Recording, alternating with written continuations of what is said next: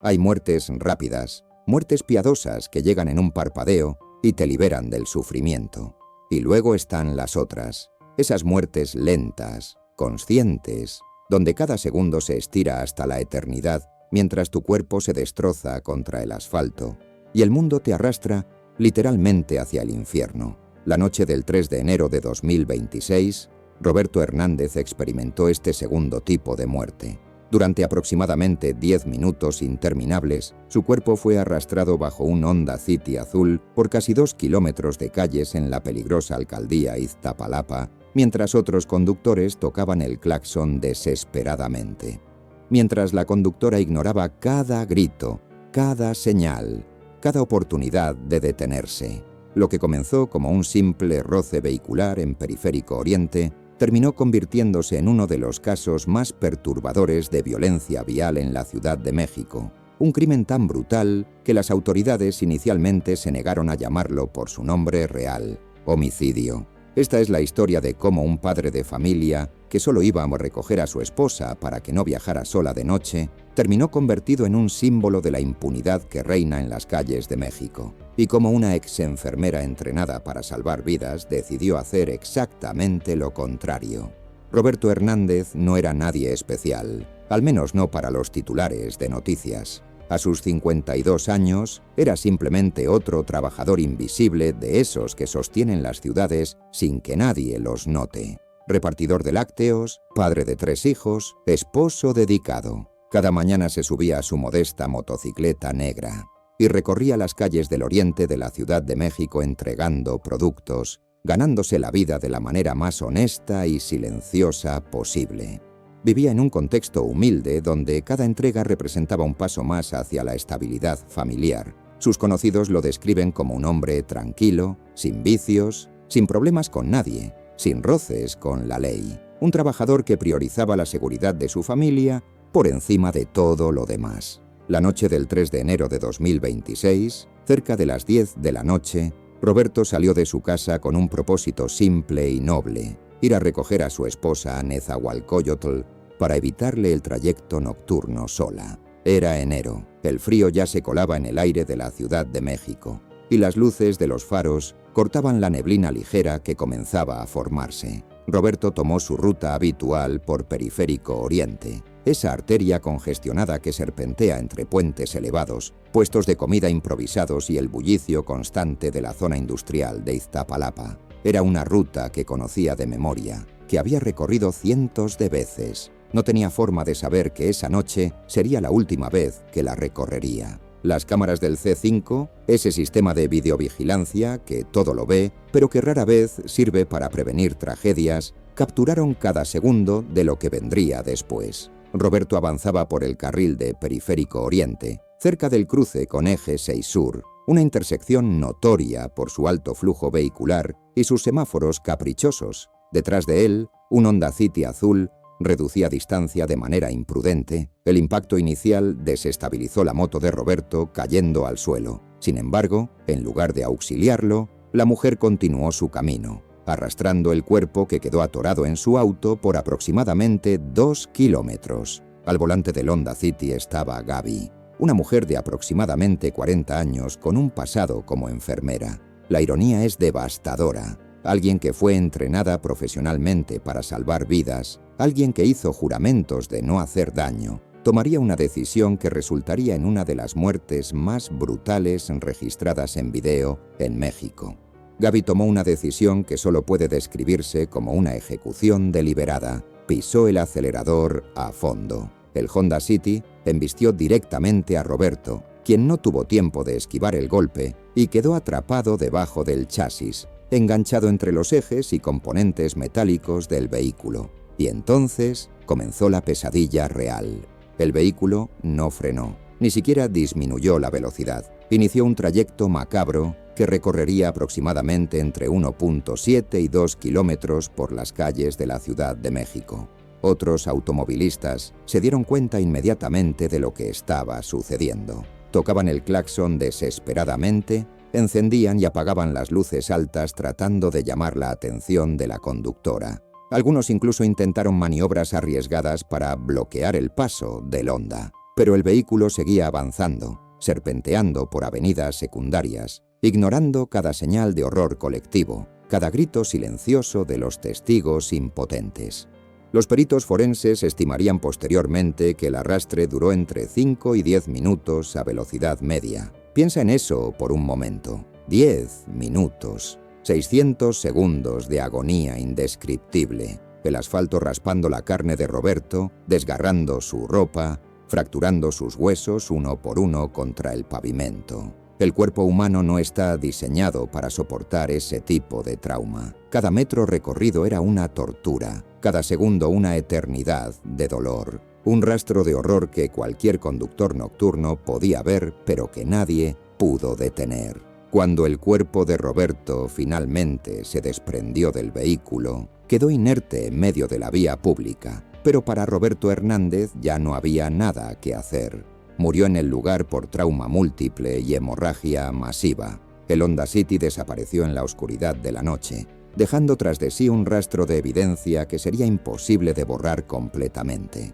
En las primeras horas después del descubrimiento del cuerpo, las redes sociales explotaron con especulaciones y desinformación. Circuló rápidamente la narrativa de que Roberto era un asaltante, alguien que había intentado robar y que la conductora solo había actuado en defensa propia. Fotos de su motocicleta negra alimentaban la noticia. Seguro intentaba robar el auto, comentaban usuarios anónimos con esa facilidad cruel con la que Internet deshumaniza a las víctimas. Es una narrativa recurrente en México, especialmente contra motociclistas. Asumir la culpabilidad antes de conocer los hechos. Pero la verdad emergió rápidamente con la identificación formal del cuerpo. Roberto no era ningún delincuente. Era un padre ejemplar con 3 hijos que dependían completamente de su salario semanal. Su esposa confirmó el motivo de su ruta esa noche. Una simple recogida rutinaria por seguridad, algo que hacía regularmente para proteger a su familia.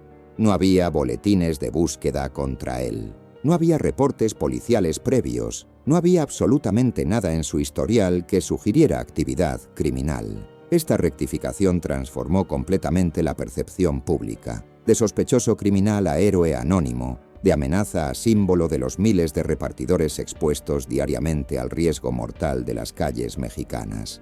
Mientras la familia de Roberto lidiaba con el horror de reconocer el cadáver destrozado en el anfiteatro forense, Gaby activaba un protocolo de evasión que impresiona por su frialdad calculada. El Honda City llegó a su zona de residencia en Nezahualcóyotl, Estado de México. Allí, según las investigaciones posteriores, limpió exhaustivamente el interior del vehículo, quitando meticulosamente la sangre, las huellas y cualquier rastro biológico que pudiera incriminarla. Removió las placas, extrajo la tarjeta de circulación y abandonó el vehículo a apenas metros de su domicilio. Los familiares de Gaby, según reportes policiales, recibieron instrucciones para negar su presencia esa noche. Algunos incluso habrían huido del país en los días posteriores al crimen, avivando las sospechas de obstrucción a la justicia. Esta secuencia de acciones no evoca pánico accidental ni shock postraumático. Evoca conciencia plena de la gravedad del acto cometido. Alguien en estado de shock no limpia metódicamente un vehículo, no remueve placas, no orquesta coartadas familiares.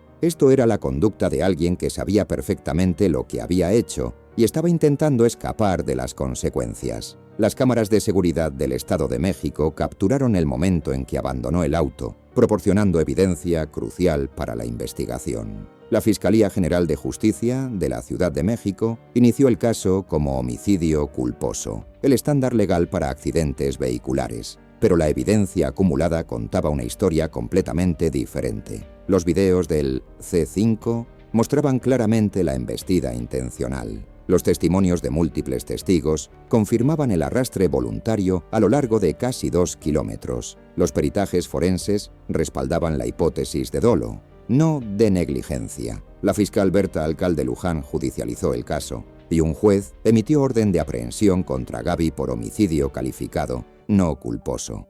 El secretario de Seguridad, Pablo Vázquez, activó el sistema de videovigilancia integral. Más de 20 cámaras diferentes habían capturado fragmentos del recorrido macabro. La necropsia confirmó la causa de muerte y documentó la trayectoria exacta del trauma en el cuerpo de Roberto. El expediente crecía día a día. investigaciones por posible obstrucción a la justicia por parte de los allegados de la sospechosa, análisis toxicológicos pendientes, reconstrucción digital del trayecto completo. Lo que comenzó como un caso de homicidio culposo escaló rápidamente a homicidio calificado, ilustrando cómo un simple incidente vial puede transformarse en un crimen deliberado cuando la intención y la evidencia convergen. Los videos del arrastre se volvieron virales en cuestión de horas. Millones de visualizaciones en múltiples plataformas. El hashtag Justicia para Roberto se convirtió en trending topic nacional. Los motociclistas de la Ciudad de México,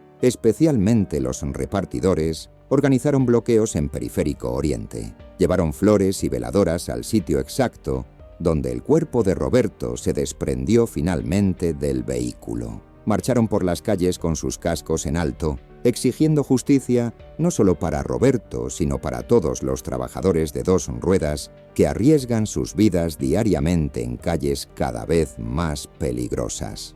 Los repartidores de aplicaciones como Uber Eats, Rappi y Didi Food se sumaron masivamente a las protestas, recordando casos similares de violencia contra motociclistas que habían quedado impunes. Pancartas con mensajes devastadores llenaban las manifestaciones. No somos desechables, nuestras vidas importan. Hoy fue Roberto, mañana podría ser yo. La indignación trascendió los límites de Iztapalapa y se expandió por toda la Ciudad de México, generando debates intensos sobre violencia vial, impunidad sistémica y la necesidad urgente de proteger a los trabajadores más vulnerables de la ciudad.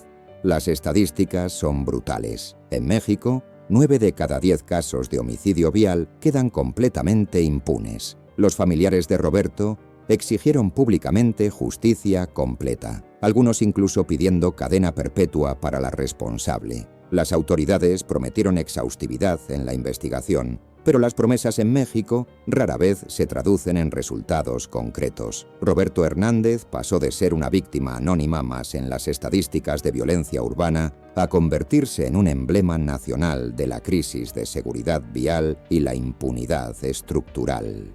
Hasta el momento de escribir esta historia, Gaby permanece prófuga. Las autoridades aseguran estar tras su pista. Pero en un país donde los criminales desaparecen con facilidad sorprendente, esas garantías suenan vacías. La familia de Roberto continúa exigiendo justicia, los videos siguen circulando como recordatorio brutal de lo que puede suceder cuando la violencia se cruza con la impunidad total. Roberto Hernández solo quería recoger a su esposa para que no viajara sola de noche. Ese acto simple de amor y protección le costó la vida de la manera más horrible imaginable. Su historia no es solo sobre un crimen atroz, es sobre un México donde puedes arrastrar a un hombre durante 2 kilómetros bajo tu auto, frente a docenas de testigos, grabado por múltiples cámaras, y aún así pensar que puedes escapar. Es sobre un país donde la vida de un trabajador humilde vale tan poco que su muerte puede ser inicialmente descartada como accidente o incluso culparlo de ser un delincuente. Si esta historia te indignó, compártela. Roberto Hernández merece justicia. Los miles de motociclistas y repartidores que arriesgan sus vidas en las calles mexicanas merecen protección. No dejes que este caso se archive en el olvido. Exige que las autoridades encuentren a la responsable. La memoria de Roberto no debe ser en vano. Cada vez que veas a un repartidor en las calles, recuerda que podría ser el próximo Roberto. Sé la voz que este país necesita desesperadamente.